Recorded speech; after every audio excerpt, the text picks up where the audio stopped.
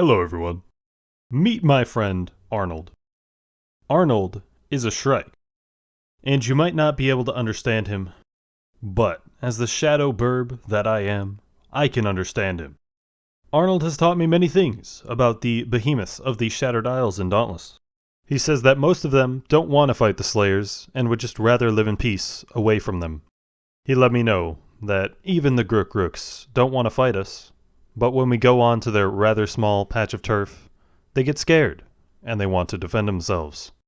Arnold has opened my eyes to the truth, and I shouldn't be following the way of the fist. I should be following the way of the pacifist. But as a newly adopted pacifist, I didn't want to give up my will to play Dauntless. So I wanted to put it to the test. Can I reach max weapon level in Dauntless without dealing any damage?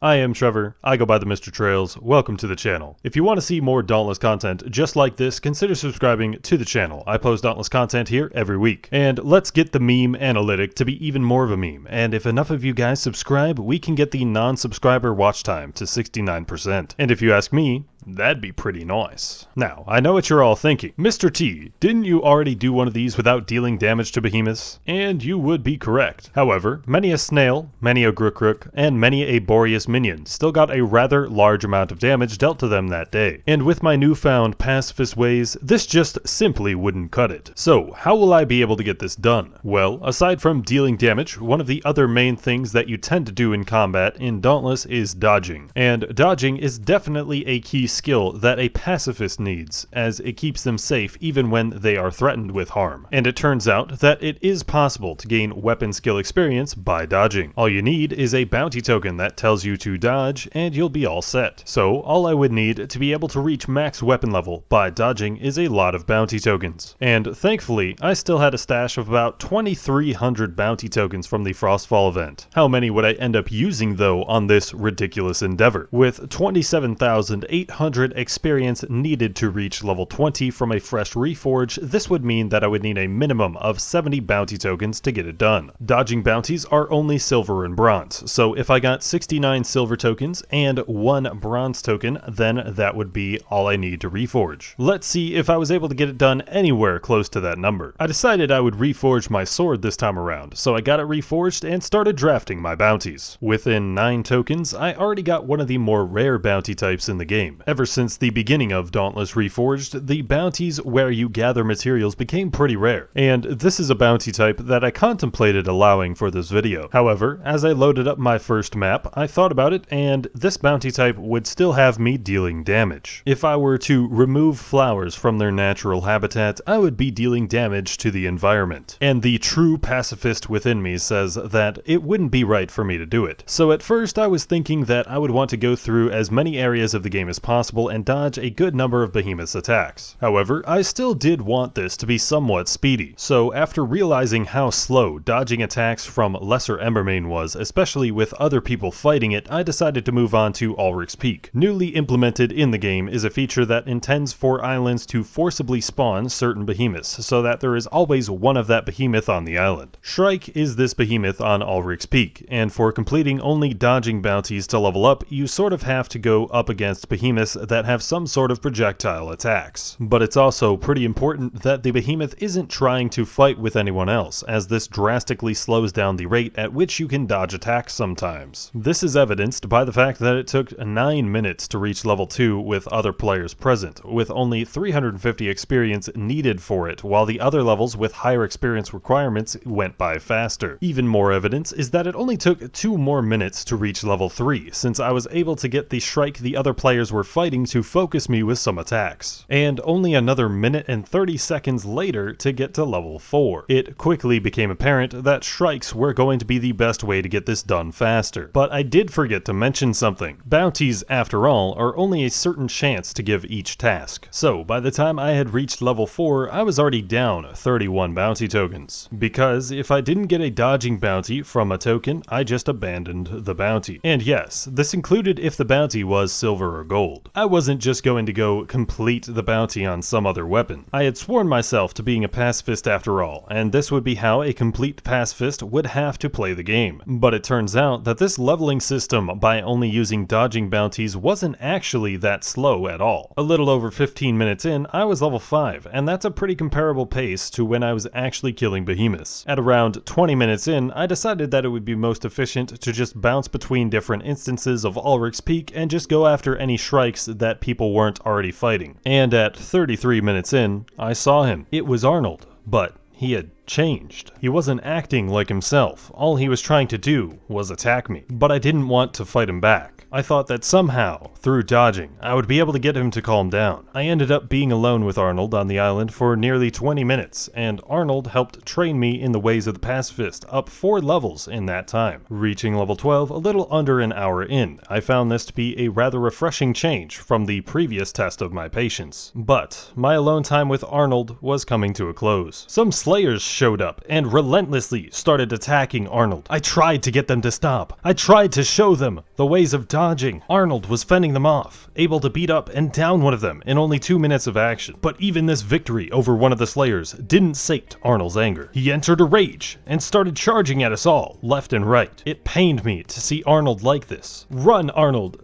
Just run," I told him. And at the 1 hour mark in this reforge session, Arnold ran. He flew away, off into the horizon. I couldn't bear to see what those slayers would have done to him if he didn't get away. I hoped he would reach a distant island where he could find peace from the slayers for the rest of his days in the Shattered Isles. After this, I decided to go out and about and showing the ways of the pacifists to some other behemoths of the Shattered Isles. I wanted to find a Nezaga, but I settled for the time being on a Charog. But these new lands I found myself in also still had shrikes within them, and if I saw one all alone, I couldn't say no to dodging their attacks in memory of Arnold. 1 hour and 25 minutes in, I reached level 15. In all honesty, this might actually be one of the fastest ways to reforge. It might be even faster if there weren't other players in the hunts. Private hunts coming soon, TM. I probably could have shaved off another 10 to 20 minutes from all of this, but for a while I ended up testing out this guaranteed behemoth spawn feature just to find out that it can bug out for some of them and actually cause the behemoths to not spawn. It took me like half an hour to find a Nezaga on a Thunderwatch instance as the guaranteed behemoth. I went to a couple other islands, stopping in the Snowblind Waste for a bit, and then decided to end off the video in Fortune's Folly. As I reached level 19, I decided that I didn't want to trigger people even further, and decided to start keeping a few of the gold bounties that popped up. This is another thing which could have saved me a bit of time, but I decided that I didn't want to be completely insane by just throwing away 3 gold bounties at the very end. So at 2 hours, 25 minutes, and 52 seconds in, my experience bar reached level 20, and I was able to reach max weapon level in Dauntless by only dodging and dealing no damage whatsoever. But at what cost? I started out with 2,275 bounty tokens, and I finished off with 1,919 bounty tokens. More than 350 bounty tokens spent on a single reforge. You know what? I take it all back. I did deal damage during this reforge. I dealt some serious damage to the massive stash of bounty tokens I had. With this many bounty tokens, I could have done 7 reforges instead of just 1. I guess what this means is that the way of the pacifist is just a lie and a scam. So I've now given up on my pacifist ways, and I will continue to beat the crap out of every behemoth that I see. And that especially goes for if I ever see Arnold again. He made me waste my hard-earned time and bounty tokens on this whole peace and love thing, man. He just needs to pay with his blood. But thank you guys for watching. If you enjoyed, consider leaving a like on the video. And if you enjoy Dauntless content and are not subscribed already, consider subscribing to the channel. Here I post Dauntless content every week. And to stay up to date with my content on both YouTube and Twitch in the best way possible, as well as to keep up with any giveaways I might be doing, join the Discord server in the description. I manually make a post whenever I do anything content or giveaway related. I have been Trevor, I go by TheMrTrails, and I will catch you guys next time.